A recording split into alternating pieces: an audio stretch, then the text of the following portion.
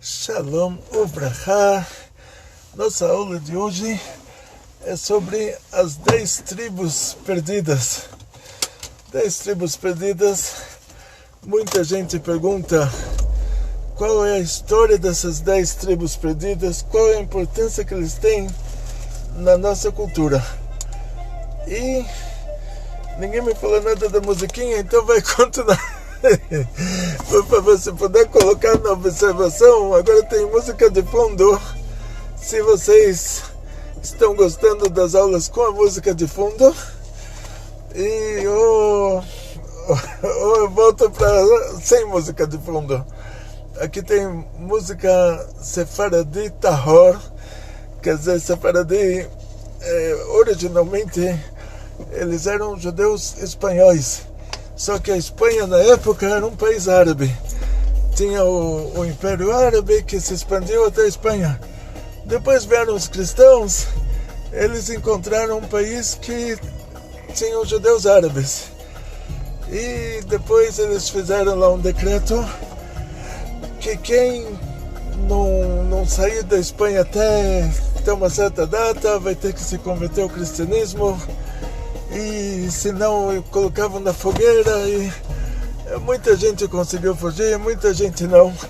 A gente não tem como julgar cada um. Que tem uma pessoa que tem uma claustrofobia, colocam ele num lugar, não sei, enfiam a cabeça dele embaixo d'água e falam: ou você vai rezar na igreja ou a gente te deixa a cabeça embaixo d'água.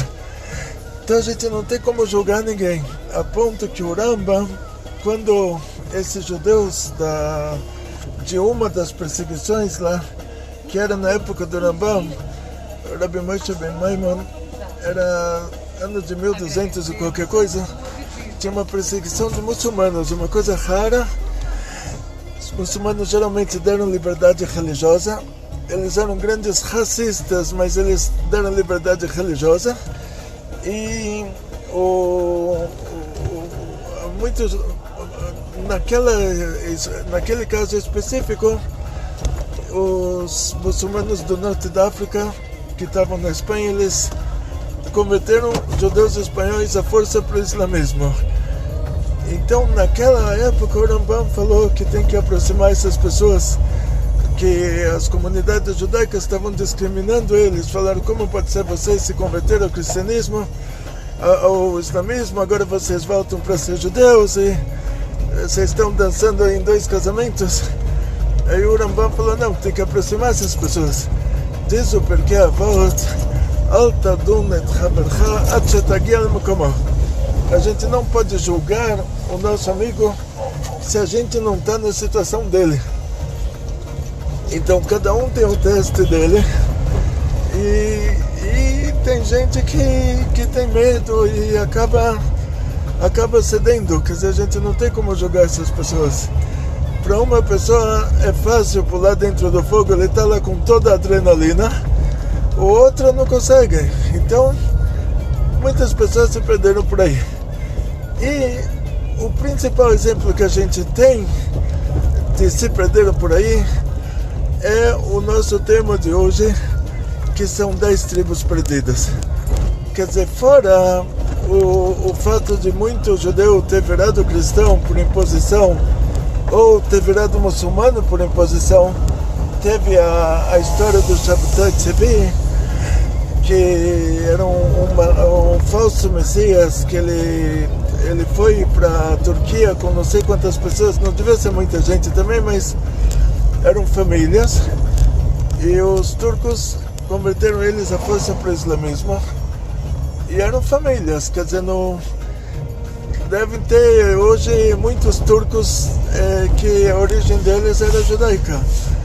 E sendo que a Turquia da época era um império muito grande, então pode ser que tenha pessoa em todo lugar. E a gente vai bem para trás para a história, que na época do rei Davi, na época do rei Salomão, o filho dele, nós tínhamos um reino de Israel original. Era o reino de Israel. Tinha um rei, que era o rei Salomão. O país era um país muito rico. Na época época do rei Salomão, Israel era Estados Unidos e o mundo inteiro puxava a sardinha da gente. A tal ponto que os sábios de Israel da época pediram para o tribunal rabínico não fazer conversões em lugar nenhum, porque a conversão ao judaísmo tem que ser feita por motivos religiosos. E você nunca sabe, num país rico, se a pessoa está querendo se converter por motivos religiosos ou por motivos financeiros. Então, enquanto Israel é um país pobre, aí não tem problema. Quem se converte por motivos religiosos. Na época do rei Salomão, que Israel era Estados Unidos, os rabinos falaram que não tinha como saber o motivo verdadeiro quando alguém se convertia, então é melhor esperar passar. E o rei Salomão, mesmo assim, ele transgrediu um pouquinho essa...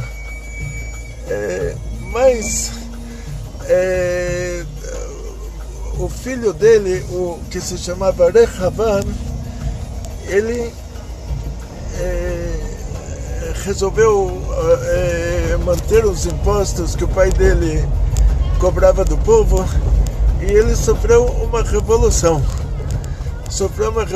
Pediram para baixar os impostos, ele não baixou, e na cidade de Shem, hoje é Nablus, eu estive lá quando ainda dava para entrar nesse lugar, o pior lugar que eu passei na Cisjordânia inteira. Tem lugares lindos como Ramallah, fazer compras em Ramallah, mas o Shem é um lugar que eu não quero voltar. E nesse lugar, Shem, foi feita a proposta para o Rehavam, que era o filho do rei Salomão, e o Yeravam ben Navat, que na época era um grande sábio de Israel, falou para ele: ou você abaixa os impostos, ou a gente faz um país à parte. Ele não abaixou os impostos, ele falou ao contrário: meu pai deu chicotadas em vocês, eu vou chicotear vocês com escorpiões. Falou, não sei qual é a palavra em português, não sei. Ele foi chutzpah, ele foi chutzpan, foi cara de pau, tipo, foi estúpido, grosso. E o que aconteceu na prática foi muito desagradável. Esse Rehavam ben Navat, ele fez uma separação, ele fundou o reino de Israel. Ou seja, assim, ele alegou que ele é o novo rei de Israel. Não que ele fundou o reino de Israel, ele separou a Judeia de Israel. Tipo, ele falou para o filho do rei Salomão: olha, agora o país está todo do meu lado, porque quem não quer pagar menos imposto? As 10 tribos que são a maior parte desse país estão me apoiando, e você que não tem apoio, você vai ficar isolado. A Judeia, que dentro da Judeia tinha a tribo de Benjamim, que era uma tribo pequenininha, a microtribo, vamos chamar assim, e tinham lá, Cohen e Levi tinham dos dois lados, porque a tribo de Levi, eles ficaram ensinando o Torá para o povo de Israel, então eles estavam dos dois lados. Tinham muitas cidades de Kohanim na Cisjordânia, lá no que era o reino de Israel antigo, e cidades de Levim, desculpa, cidades de refúgio onde moravam os Levim. Tinha muitos Kohanim também que moravam lá. Nos dois lados tinha Kohen e Levi, mas um lado continuou, tipo, de acordo com o Rehavam ben Navat, o país dele continuou sendo o reino de Israel, que era na época do rei Salomão, assim ele alegou. E o filho do rei Salomão foi tipo que excomungado, assim, as 10 tribos excomungaram 2, falaram: você não vai baixar os impostos, então a gente não vai pagar nada. E aí foi formado à força o reino da Judeia, quer dizer, a tribo de Eudá e de Benjamim ficaram isoladas da maior parte do país. O que aconteceu na prática, isso é uma coisa que ninguém precisa, Deus me livre, pensar muito nisso. Deus me livre, Deus me livre. O que aconteceu na prática é que a gente vê com o Yeravam ben Navat um fenômeno psiquiátrico de doente por grandeza. Quando a pessoa já se sente grande e ele não quer abrir mão disso, quando chegou a hora de viajar para Jerusalém, todo o povo de Israel era obrigado pela Torá a subir para Jerusalém nas 3 grandes festas, que são Sukkot, Shavuot, Sukkot, Pesach e Shavuot. E nessa hora o Yeravam Ben Nevat pensou: se eu for subir lá para o Bet HaMikdash, para o templo sagrado de Jerusalém, o rei da Judeia, que é o lugar onde fica o templo sagrado de Jerusalém, só ele pode ficar sentado lá. Só ele vai ser considerado rei oficial. Eu vou ser considerado um rei visitante. O rei visitante não tem que ficar de pé. Então ele, por motivos de doente por grandeza, motivos psiquiátricos mesmo, teve 2 pessoas que ninguém oculta o fato de eles terem enlouquecido de verdade, que é o rei Shaul. Na hora que ele sentiu que ele perdeu o reinado, que o profeta avisou ele que Deus já deu o reinado para alguém que é melhor do que ele, e outro que é Yeravam Ben Nevat, que ele era um sábio de Israel, e ele chutou o pau da barraca por motivos psiquiátricos, que ele pensou que o fato de ele ficar de pé no Bet HaMikdash vai diminuir a grandeza dele, a honra dele. Aí ele importou 2 bois lá, vaca sagrada, que antigamente era a vaca sagrada do Egito, hoje a vaca sagrada da Índia. Importou 2, colocou um em Dan, que era o lugar mais para cima de Israel, o outro que é em Beersheba, que é o lugar mais para baixo, e falou para todo mundo agora rezar para a vaca, rezar para o boi. E então esse reino de Israel, ele cercava, envolvia totalmente o reino da Judeia. A Judeia não tinha saída para o mar. Esse era o país das 10 tribos, que atualmente eles são 10 tribos perdidas. Primeiro eles se perderam espiritualmente. Estava lá o Ahia Shiloni, que era o professor do Eliyahu Navi, o profeta Ahia Shiloni, que ele falou sobre o Yeravam Ben Nevat. Ele falou: Imach Shemo, apague seu nome. Por que apague seu nome? Porque Deus me livre, por pior que seja a pessoa, sendo que Deus é a essência do bem, o inferno judaico ele é limitado. Ele tem um limite. Tem um limite de 12 meses para a pior pessoa do mundo. E se é feito alguma coisa no mérito daquela alma, você tira ele do inferno antes. Se é feito alguma coisa ao contrário, no desmérito daquela alma, se alguém está fazendo idolatria no desmérito daquela pessoa que está lá no inferno, então é prorrogado o inferno daquela pessoa.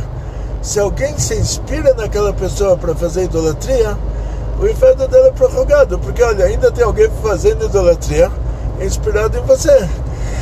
Então o Ahia Shiloni, que era o profeta, ele falou sobre Yeravam Ben Nevat e Imach Shemo, que seja apagado o seu nome, quer dizer que ninguém mais recebe a inspiração dele para fazer coisa ruim, para que o inferno dele já tenha um limite, para que ele passe por esse limite e possa sair de lá. E na prática, Ahia Shiloni foi o professor do Eliyahu Hanavi, profeta Elias. O Eliyahu Hanavi foi o professor do Elisha Hanavi, profeta Eliseu. O profeta Ovadiah, ele era responsável pela cozinha do Ahav, que era um rei posterior ao Yeravam Ben Nevat. Aquele país das 10 tribos durou 180 anos em média. Ele era o reino de Israel. Ele foi, na verdade, assim, quando você fala reino de Israel, você começa com o rei Shaul, que é o primeiro rei de Israel. Provavelmente, eu assim não estou com os livros aqui na 23 de maio. 23 de maio é uma rua que, graças a Deus, hoje está meio movimentada, que já estão saindo da quarentena aqui em São Paulo. Então, não estou com os livros aqui comigo, mas se vocês me pegarem no erro, por favor, me corrigem. O rei Shaul foi rei por 3 anos. E aí começou o reinado de Israel. 3 anos com o rei Shaul. Depois passou para o rei David, depois passou para o rei Salomão. E depois passou para o Rehavam, o reino de Israel, o qual se mudou, se transformou no reinado do rei Rehavam. No lugar do Rehavam, que ele começou como rei de Israel, ele continuou como rei de Israel, ele continuou como rei da Judeia. Porque os 10 tribos que era a grande parte do povo de Israel mudaram de rei, mudaram para Rehavam ben Nevat. Então, quando a gente fala reino de Israel, a gente leva em conta que o rei Shaul era só reino de Israel, o rei Davi era só reino de Israel, o rei Salomão era só reino de Israel, o Rehavam começa como rei de Israel, termina como rei da Judeia. E na época do Rehavam, o que virou o reino de Israel já vai ter outra classificação, vai ser chamado de reino de Israel, vai continuar sendo chamado de reino de Israel, mas vai ter outra classificação. Qual vai ser a classificação dele? Ele vai ser chamado de país das 10 tribos. Já não é o reino de Israel original, é o país das 10 tribos. Então vamos lá. Continuação.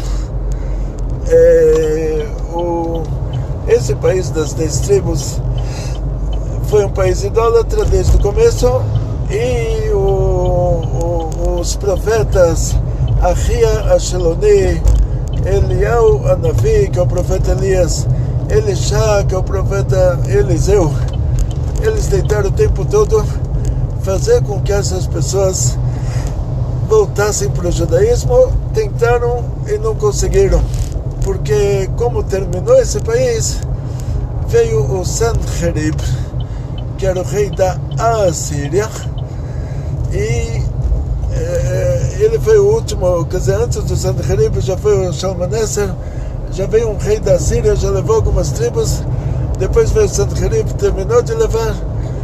Esse país das 10 tribos terminou da seguinte maneira: o rei da Assíria, que era o Sanherib, ele tinha o mesmo método do que os reis da Síria anteriores, que começaram a tirar, os Shalmaneser, que começou a tirar as 10 tribos de lá.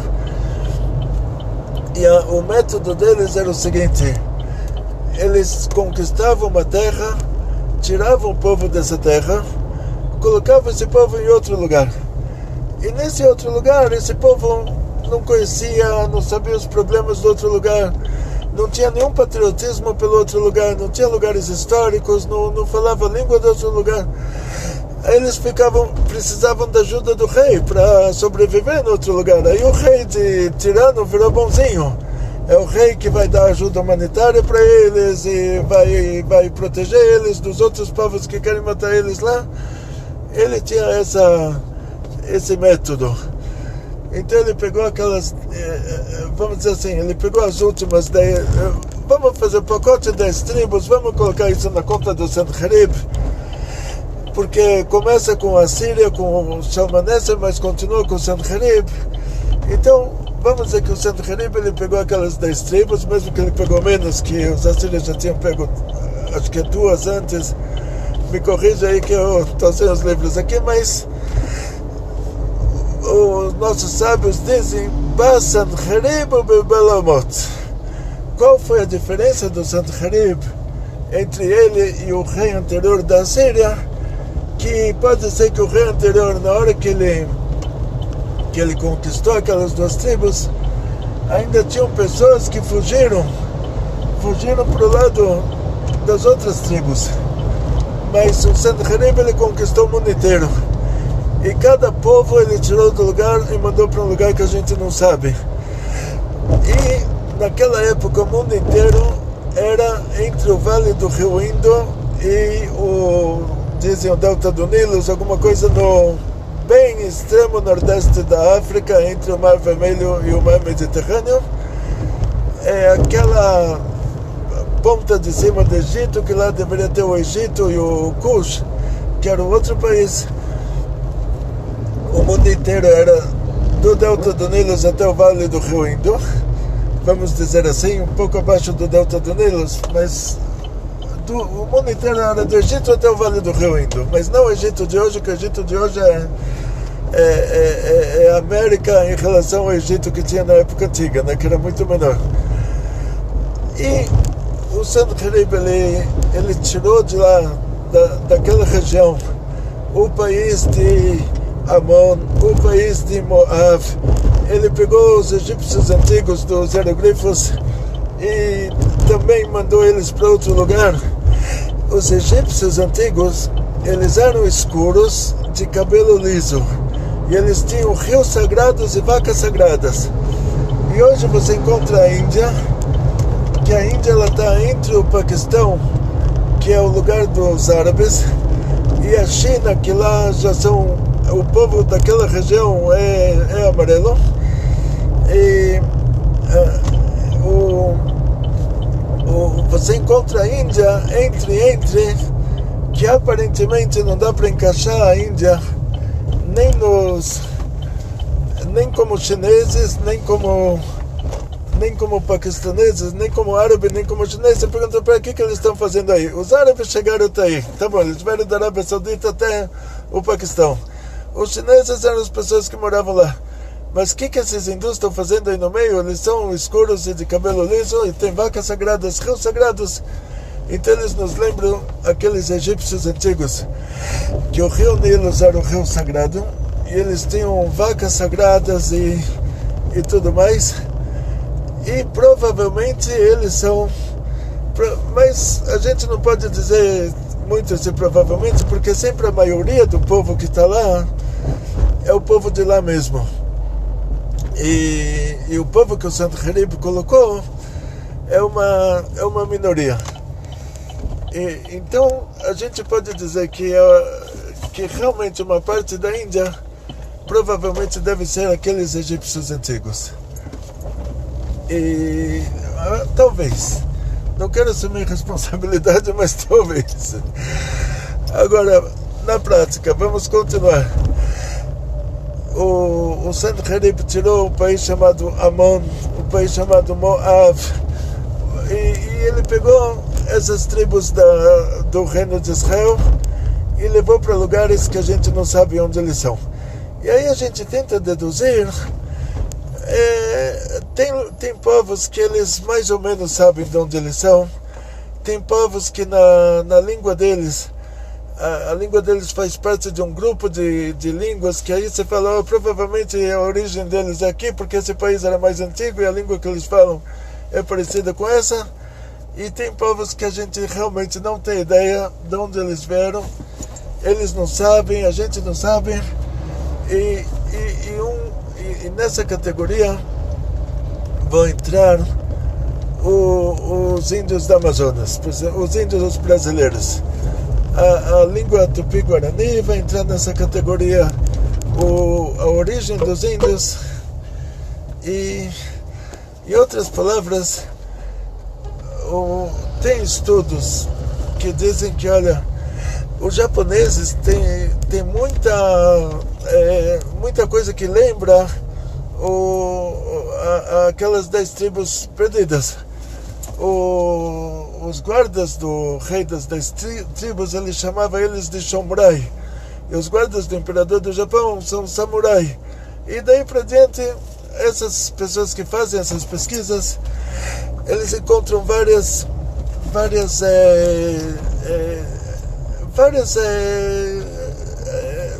coisas parecidas assim entre os povos.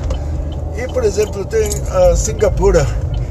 A Singapura, o povo lá, eles são chamados de Malay. Então, Malay é o povo que veio de cima.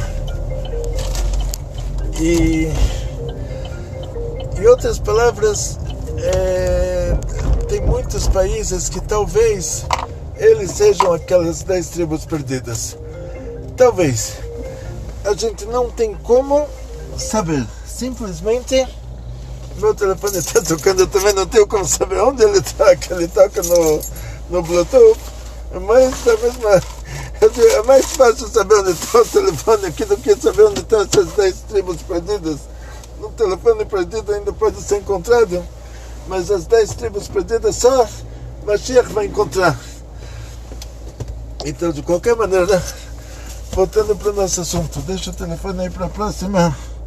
Então saiba, quando você me liga, não pensa que eu vou te atender na hora que eu nem sei onde eu coloquei meu telefone. Então, continuação, uma coisa boa para aprender no meu dela. Tem muita gente que me escreve, muita gente que me liga. Graças a Deus no Facebook, eu nem tenho a senha do meu Facebook. Facebook está com a nossa diretora do site, Batia Odessa, que faz um trabalho maravilhoso. Então, quando você vê Abraham Eitan Gloiber no Facebook, é a Batia. E muita gente fala, a Batia responde que é a Batia, e a pessoa não acredita, acha que eu estou querendo. Então, e daí para diante, mas a pergunta ao rabino do site vem direto para mim. Então, qualquer dúvida que você tiver sobre esse assunto ou qualquer outro assunto, me escreva no site, no Pergunta ao Rabino, e eu faço uma videoaula. Se muitas pessoas perguntarem igual, ou eu respondo pessoalmente, se só uma pessoa estiver fazendo aquela pergunta. Em frente. Agora, vamos voltar para o nosso assunto das 10 tribos. Tem quem diz que é o Japão, tem quem diz que é a Malásia, tem quem diz que é a Singapura, tem quem diz que é... pode ser... qualquer lugar pode ser. Da mesma maneira que o Monte Sinai pode ser qualquer montanha, em qualquer lugar entre a península do Sinai e a Arábia Saudita, também as 10 tribos elas podem ser qualquer lugar. Então, nesses estudos, dizem que uma parte do Afeganistão tem na história deles que eles eram tribo de Israel, e eles sabem que tribo eles eram. Dizem que no nordeste da Índia, tribo de Cook, tribo é o Mizoram que se chama aquele lugar, eles também eram tribos perdidas de Israel, e já o Rabinato de Israel já fez uma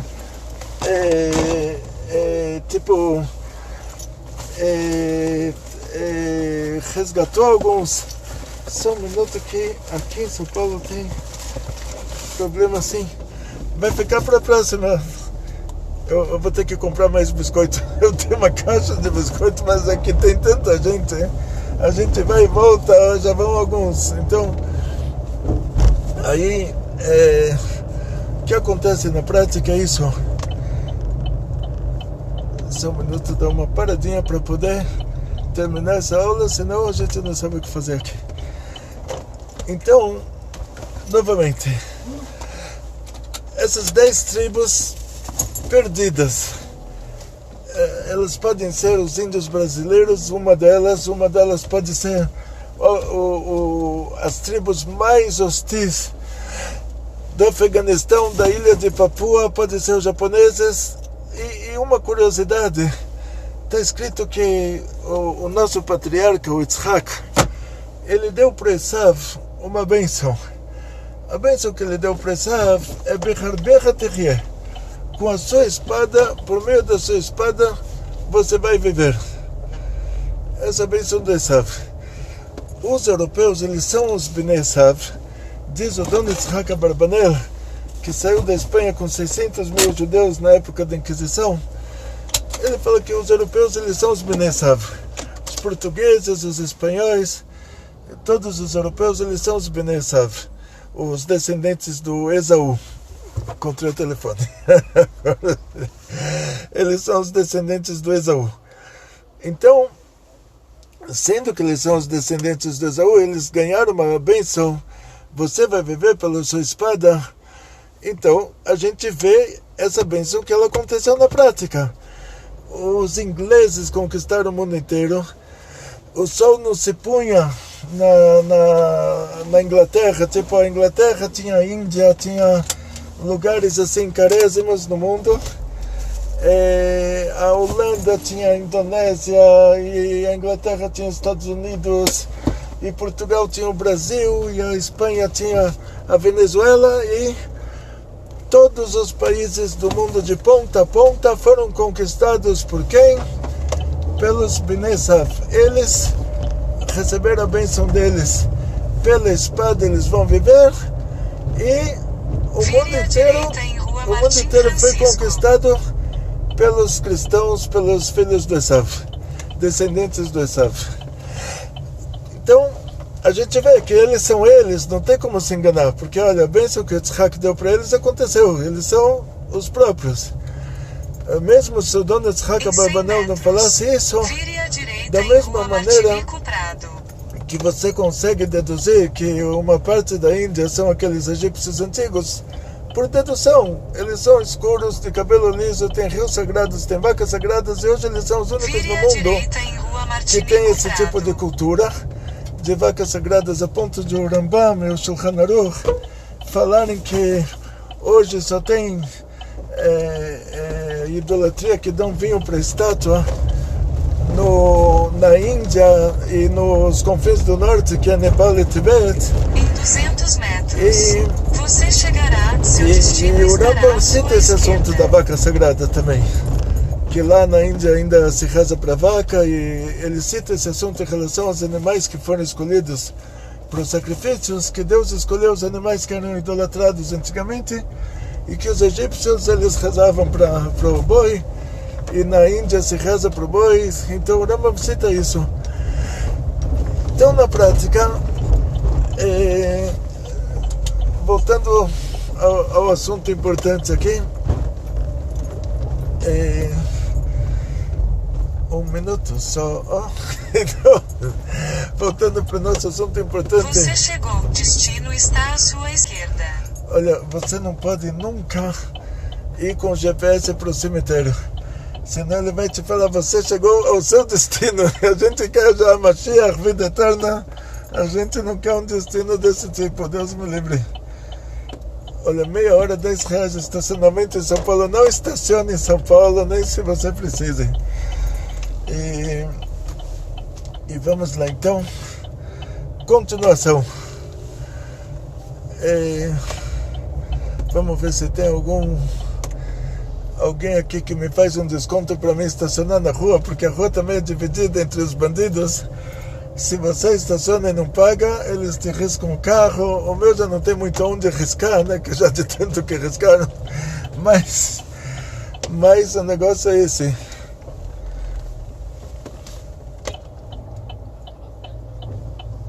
Lá vamos nós então. Continuação. Você deduziria que os cristãos, eles são os Bnei Esav por causa da bênção que eles receberam. Eles receberam a bênção, vocês vão viver pela espada. Os profetas dizem que quando o Mashiach chegar não vai mais ter guerra, um povo não vai levantar a espada contra o outro.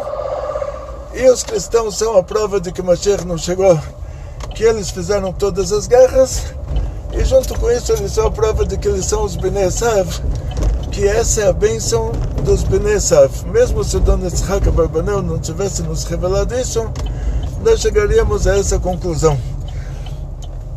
Agora, o Ismael, a bênção dele é que o anjo deu a bênção para Agar. Ele falou para ela, você vai ter um filho, você vai chamar ele de Ismael, Yado Bakol Veyado Kolbo. A mão dele vai estar sobre todos e a mão de todos vai estar sobre ele.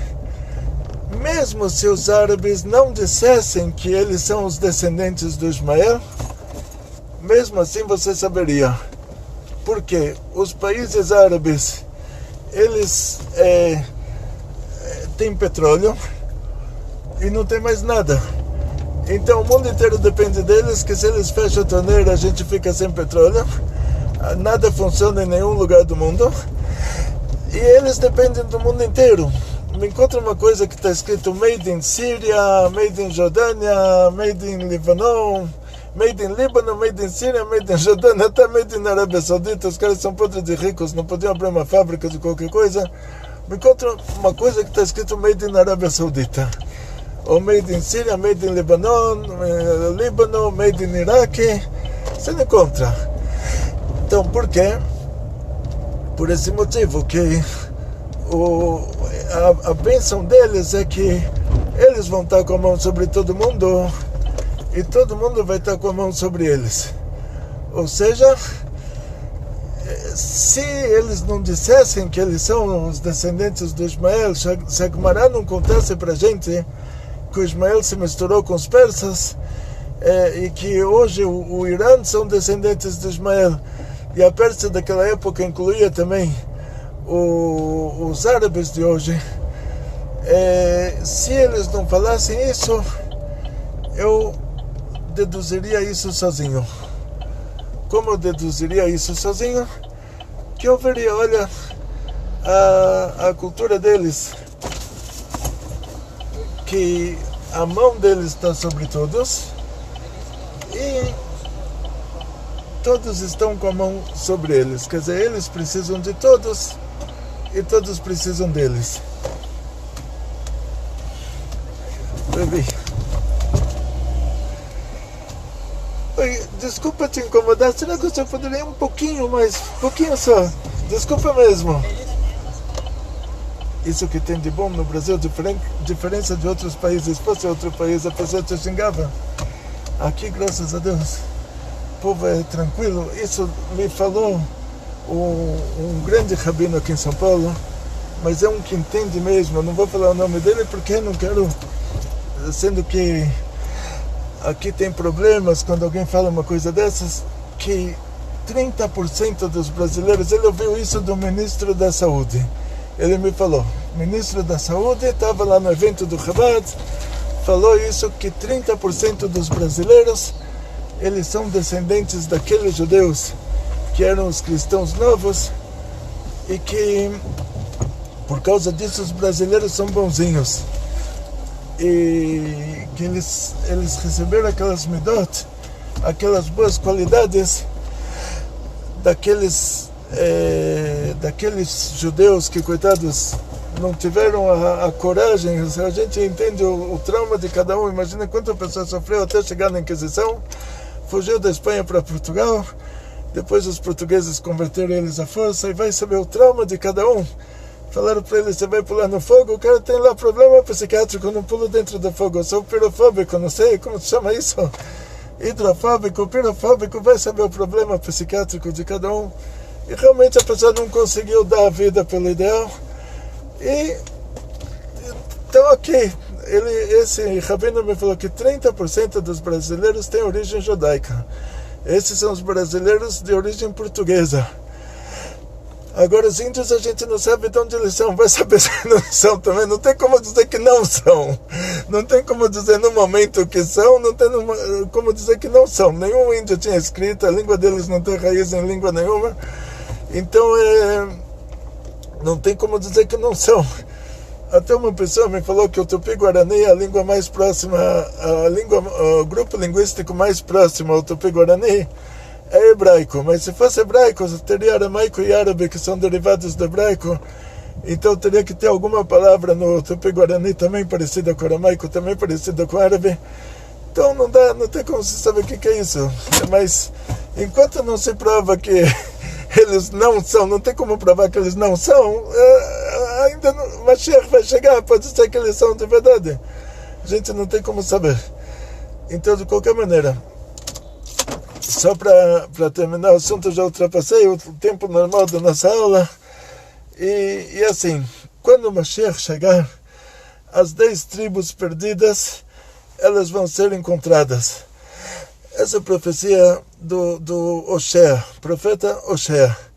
Hashem fala para ele, o povo de Israel não está se comportando bem. O que um profeta tem que fazer? O profeta tem que falar, Hashem, meu Deusinho querido, eles são seus filhos. O pai está mais preocupado com o filho do que o filho está preocupado com si próprio. Cuida bem deles de qualquer maneira. O que ele falou, o profeta? Troca eles por outro povo. Aí, sempre o profeta, antes da profecia acontecer, ele tem que fazer um ato material, ele tem que fazer alguma coisa para trazer a profecia para esse mundo. E Deus falou para ele, então vamos trocar o povo de Israel por outro povo. Então, agora você, como profeta, você se casa com uma prostituta. Assim, é como Deus falou para o Moshe Rabbeinu, quando foi transformar o rio Nilo em sangue, Deus falou para ele dar uma cajadada no rio, tinha que fazer um ato material para trazer a profecia para cá mais rápido. E aí o Moshe falou, olha, eu não posso fazer isso. E a coisa tinha que acontecer, mas para acontecer tinha que dar a cajadada. Aí Deus falou, então manda o Arão, ele dá uma cajadada. E o Arão deu a cajadada, a profecia aconteceu, o rio Nilo virou sangue. Da mesma maneira, todos esses profetas antigos, que 24 livros de profeta, começando por Moshe Rabbeinu, pelo Moisés, Moshe Rabbeinu, Deus falava para ele alguma coisa, sempre falava, faça isso para acontecer isso. Até no caso da pedra, para sair água, que foi a última coisa que a gente pediu dele, tinha que falar com a pedra. E a gente falou para ele, pega o cajado. Ele já estava tão acostumado que ele pegava o cajado, ele tinha que fazer alguma coisa com o cajado, que no fim ele bateu na pedra. Aí foi uma contradição lá, mas isso não é o tema da aula de hoje. Mas assim, o profeta Oshea, que é o tema da aula de hoje, Deus falou para ele, se casa com uma prostituta. Ele, como profeta, tem que fazer o que Deus quer certinho. Como ele sabia que ela era uma prostituta, ele procurou uma prostituta que era já filha de uma prostituta, que estava feliz com o que ela fazia, que já tinha filhos dos clientes. Então ela não tinha como dizer que ela não dormiu com ninguém. Que ela já tinha os filhos e o marido ela nunca teve. Então não tinha como dizer que não era. Então ele fez uma proposta de casamento para ela, e ele assumiu ela e os filhos dela. E depois que a Hashem falou para ele, você pega uma mulher que ela é mazoná, com binês nunim, é uma prostituta com filhos de prostituição. Então esses filhos eram os anteriores, e Deus fala para ele, agora você vai ter um filho, você vai chamar esse filho de Israel, que eu vou espalhar o povo de judeu, o povo de Israel por todo mundo. O povo de Israel, quer dizer, isso provavelmente se relacionava em primeiro lugar àquelas 10 tribos. Pelo final da profecia a gente deduz isso. Depois Hashem diz para ele, você vai ter um filho, você chama ele de uma filha, você vai chamar ele de Lo-Nuchama. O filho vai chamar ele de Lo-Ami. Lo-Ami quer dizer, ele não é meu povo. E aí Hashem falou para ele, da mesma maneira que ele se chama Lo-Ami, o povo de Israel não vai mais ser meu povo, e a filha vai ser Lo-Nuchama, porque eu não vou me consolar, não vou voltar atrás. E no final, Deus fala para ele, agora você divorcia sua mulher. O profeta falou, eu não posso fazer uma coisa dessas. Coitada, minha mulher, meus filhos, vão falar que meus filhos depois vão saber o motivo que eu divorciei ela, vai saber se ela não traiu, se o filho não é de outro. O povo inteiro vai começar a falar dos meus filhos, aí vai saber que tragédia, não posso fazer uma coisa dessa, não posso fazer isso para uma pessoa. Deus falou para ele, então, você falou para mim fazer isso para o povo de Israel? Você, que a sua mulher, você não sabe se ela é sua. Os seus filhos, você não sabe se eles são seus. E agora você diz que você não é capaz de divorciar eles, então quanto mais eu com o povo de Israel. E aí Deus fala para ele, agora vamos então reverter essa profecia. Aí a Lo-Nuchama vai ser chamada de Nechama, o Lo-Ami vai ser chamado de Amiata. Reverte tudo, e o final da profecia é que no futuro o povo de Israel vai ser incontável, como as estrelas do céu, como a areia do mar.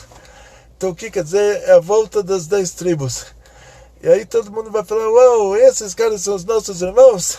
São. Se prepara que você vai ter que aguentar que são. São e como?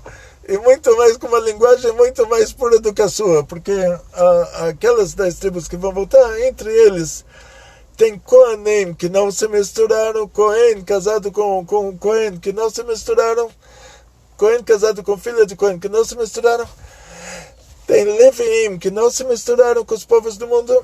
Então o Mashiach vai revelar linhagens inteiras de Kohen e de Levi, que eles são mais confiáveis, tem uma linhagem mais pura do que um Kohen e Levi do nosso meio, que a gente não está sabendo 100% se não se misturou. E entre os Kohanim do nosso meio também Mashiach vai dizer para cada um exatamente o que ele é e o que ele não é. Mas então na prática, assim, voltando para o nosso assunto, então essas 10 tribos perdidas, sendo que o Rebbe falou que a nossa geração é a geração da Geulah, então em breve tudo isso vai acontecer. Então vou terminar com uma história que eu vivenciei, uma história do Rebbe. Chegou uma mulher, estava na fila para receber $1 do Rebbe, uma mulher religiosa, de saia comprida, meia até o joelho, pelo menos meia calça com certeza, mas não tem como saber que até o joelho dá para ver que ela estava de meia acima, já não, a gente não anda com raio-x lá no Rebbe, e peruca, e chapéu em cima da peruca, ultra-ortodoxa. A mulher, o Rebbe está dando $1, essa fila é de 4 quarteirões e 5 pessoas de largura. Conforme a fila chega mais perto do Rebbe, a fila vai diminuindo, vai empurrando. A mulher pergunta, o Rebbe dá $1 para a mulher, ele pergunta para ela qual é o nome da sua mãe. Ela fala o nome da mãe, a fila começa a empurrar. O Rebbe chama ela de volta, fala qual é o nome da sua mãe. O secretário empurra a fila de volta. Imagina o acidente que pode acontecer numa hora dessas. O Rebbe pergunta de novo qual é o nome da sua mãe. Ela fala o nome da mãe de novo, a fila começa a empurrar de novo. Ela tinha pedido uma brachá para ter filhos. O Rebbe pergunta para ela de novo qual é o nome da sua mãe. O secretário empurra a fila de volta para trás e de novo ela fala o nome da mãe. De novo a fila começa a empurrar. O Rebbe pergunta para ela de novo qual é o nome da sua mãe. De novo ela fala, de novo o secretário empurra a fila para trás. De novo o Rebbe pergunta para ela começa a chorar. Ela fala, vou te falar a verdade. Eu fui adotada, eu estou te falando o nome da mãe que me criou, porque para mim ela é minha mãe. Ela é minha mãe querida, ela é a minha mãe. A mãe que me pariu, eu não sei quem que é. O Rebbe falou para ela, você sabe que você tem que se converter? Você se converte, você vai ter muitos filhos. Ela veio para pedir uma brachá para filhos. O Rebbe falou, você se converte ao judaísmo, você vai ter muitos filhos. Então esse que é o assunto do Mashiach. Mashiach vai sentir a coisa pelo cheiro. Pelo cheiro, dizem nossos sábios, como expressão assim que ele não vai precisar deduzir de fatos. Como o cheiro é uma coisa que você não tem como apontar, o cheiro é uma coisa que não tem como falar, olha aqui o cheiro. Não tem como pegar o cheiro com a mão, não tem como fotografar o cheiro. Então, Mashiach, ele vai falar para cada um, olha, você é um Cohen, você é um Levi, você é um judeu, você não é judeu. Ele vai falar para cada um o que ele é, o que ele não é. E o Rebbe já mostrou para a gente o que é fazer um julgamento pelo cheiro. Então, vamos lá. Estamos na torcida que a nossa geração é a geração da Geulah, como o Rebbe prometeu. O Rebbe Shimon Bar Yochai disse que Shavuot era uma hora propícia para a Geulah. Então, se até Shavuot passou, a Geulah não veio, então quanto mais agora, que cada dia que passa, a Geulah está mais próxima. Muito sucesso, muita saúde, muito dinheiro, muitas felicidades. Atzlachá, Briut, Parnassá, Beshefa, Vekol Tov.